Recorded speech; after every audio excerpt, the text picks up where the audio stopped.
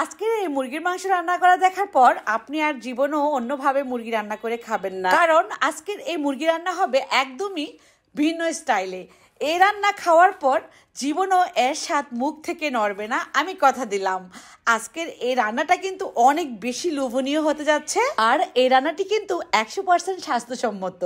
এভাবে রান্না করলে সবাই পছন্দ করবে এবং স্বাস্থ্যের জন্য অনেক ভালো হবে।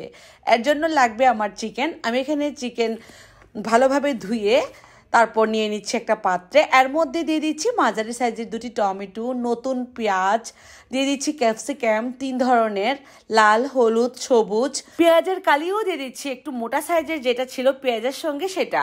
তো এটা দিলে কিন্তু তরকারির টেস্ট একটু ভালো আসবে। 5-6টি কাঁচামরিচ দিচ্ছি। রান্নার মূল ইনগ্রিডিয়েন্টস হচ্ছে সরিষার তেল। সরিষার তেলে এই রান্নাটি হবে। এর জন্য আমার 3 থেকে 4 টেবিল চামচ পরিমাণ সরিষার তেল লাগবে, সেটা দিয়ে দিচ্ছি। এখন দিয়ে দিব স্বাদ অনুযায়ী লবণ, দিয়ে দিচ্ছি আরও হাফ কাপ পরিমাণ পেঁয়াজ কুচি, আদা রসুনের পেস্ট দিলাম 2 থেকে 3 টেবিল চামচ পরিমাণ। কাঠির সাহায্যে খুব ভালোভাবে নেড়ে চেড়ে দিচ্ছি, তেল, লবণ আর মশলাটা যাতে চিকেনের সাথে মিশে যায়। প্রায় 2 থেকে 3 মিনিট কষানোর পর এর মধ্যে দিয়ে দিব একে একে কিছু মশলা।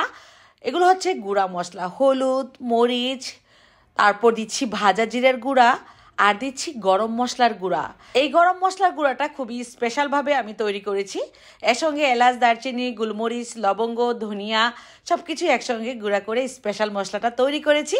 আর এটা দিয়েই আমি গরুর মাংস, মুরগির মাংস সব কিছুই রান্না করি। এবার কিন্তু ঢাকনা দিয়ে আমি প্রায় 10 থেকে 15 মিনিটের মতো মিডিয়াম টু লো ফ্লেমে এটাকে রান্না করেছি। এর মধ্যে আমাদের চিকেন একদমই সেদ্ধ হয়ে গেছে। খেয়াল করলে বুঝতে পারবেন লেগ পিসের মাংসটা কিন্তু উপর থেকে একদম উঠে আসছে, ঠিক এমন। তো এভাবে করে কষানোর পর এর মধ্যে যদি চান আপনারা একটু ঝোল ঝোল রাখতে, সেক্ষেত্রে আরও 1 কাপ পানি অ্যাড করে দিতে পারেন ঝোলের জন্য। আবারও ঢাকনা দিয়ে রান্না করব 10 মিনিটের মতো। টোটাল আমার 25 মিনিটের মতো সময় লাগলো রান্নাটা করতে। সবশেষে দিয়ে দিচ্ছি 2 থেকে 3 টেবিল চামচ পরিমাণ ঘি। ঘি দিলে সুন্দর একটা ফ্লেভার আসবে, আর এখানে যেহেতু আমরা ক্যাপসিকামগুলো ব্যবহার করেছি, সেটা কিন্তু খেতে খুব ভালো লাগবে। যারা ডায়েটে আছেন তারা কিন্তু চাইলে এভাবে চিকেন রান্না করে শুধু শুধু খেতে পারেন, আপনার ডায়েট মেনুতে রাখতে পারেন। তো কেমন লাগলো আজকের রেসিপিটা অবশ্যই কমেন্টে লিখে জানাবেন। আর আমার মতো করে কে কে রান্না করেন এভাবে করে ক্যাপসিকাম চিকেন, সেটা জানাবেন। এটা কিন্তু খেতে ভীষণ মজার, এটা মুখে লেগে থাকার মতো রান্নাই হচ্ছে। আর এটা কিন্তু পোলাও, বিরিয়ানি বা সাদা ভাতের সাথে খেতে পারেন।